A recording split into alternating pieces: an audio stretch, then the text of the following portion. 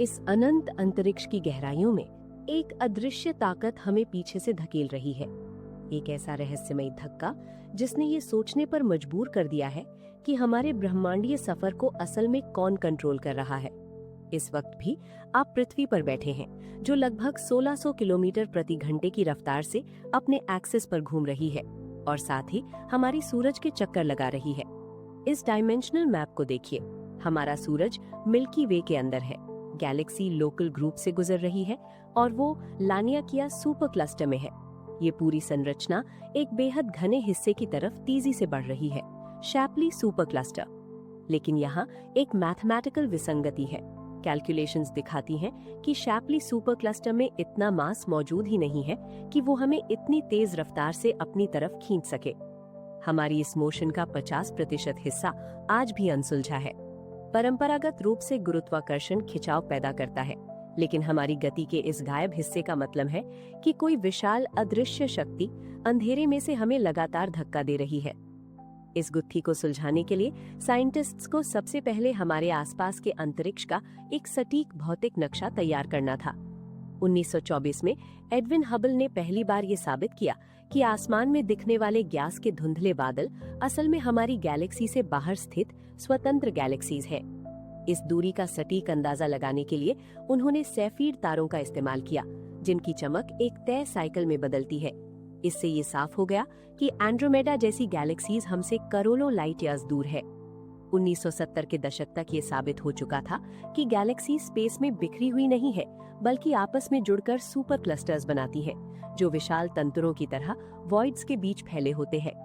यहाँ एक विरोधाभास पैदा हुआ। हमने करोड़ों लाइट ईयर्स दूर मौजूद सुपर क्लस्टर्स का मैप तो बना लिया, लेकिन हमारे अपने कॉस्मिक पड़ोस लानियाकिया सुपर क्लस्टर का नक्शा साल 2014 तक पूरी तरह से तैयार नहीं था। आखिर ऐसा क्यों है कि ब्रह्मांड के दूरस्थ हिस्सों को देखना आसान था, लेकिन अपने खुद के गैलेक्टिक पड़ोस को समझना इतना चुनौतीपूर्ण? इसका कारण हमारी अपनी मिल्की वे गैलेक्सी की बनावट है। इसके केंद्र में मौजूद गैस और धूल हमारी देखने के रास्ते में एक अपारदर्शी दीवार की तरह खड़ी हो जाती है।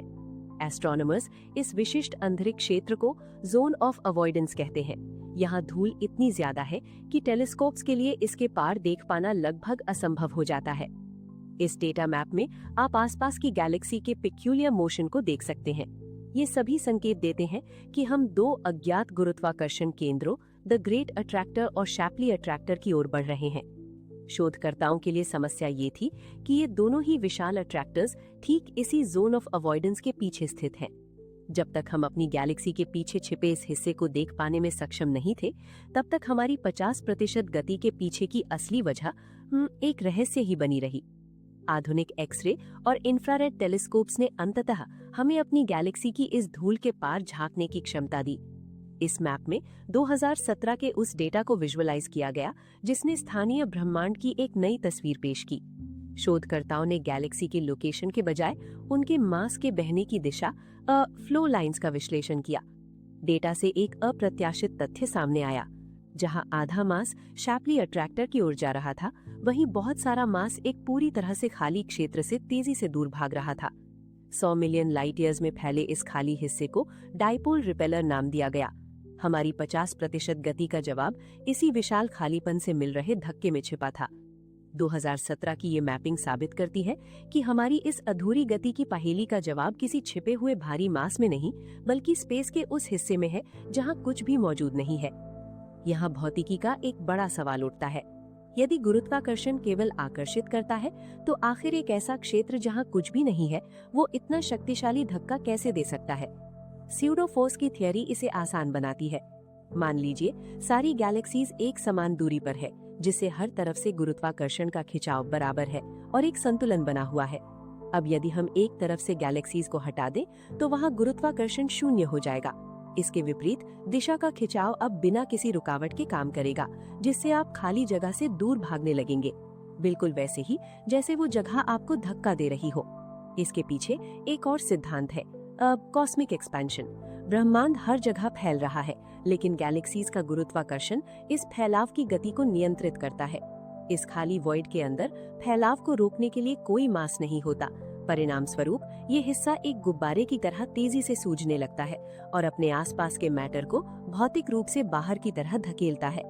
डाइपोल रिपेलर का सटीक माप लेना आज भी एक बड़ी चुनौती है, जिसके लिए भविष्य के संवेदनशील सर्वेस की आवश्यकता है। ब्रह्मांड की ये गति एक बारीक संतुलन का परिणाम है। कभी कभी आगे बढ़ने के लिए सिर्फ किसी खिंचाव की जरूरत नहीं होती, बल्कि हो सकता है कि आगे चलकर ये साबित हो जाए कि कभी कभी इस यूनिवर्स को भी आगे बढ़ने के लिए बस एक छोटे से धक्के की जरूरत होती है।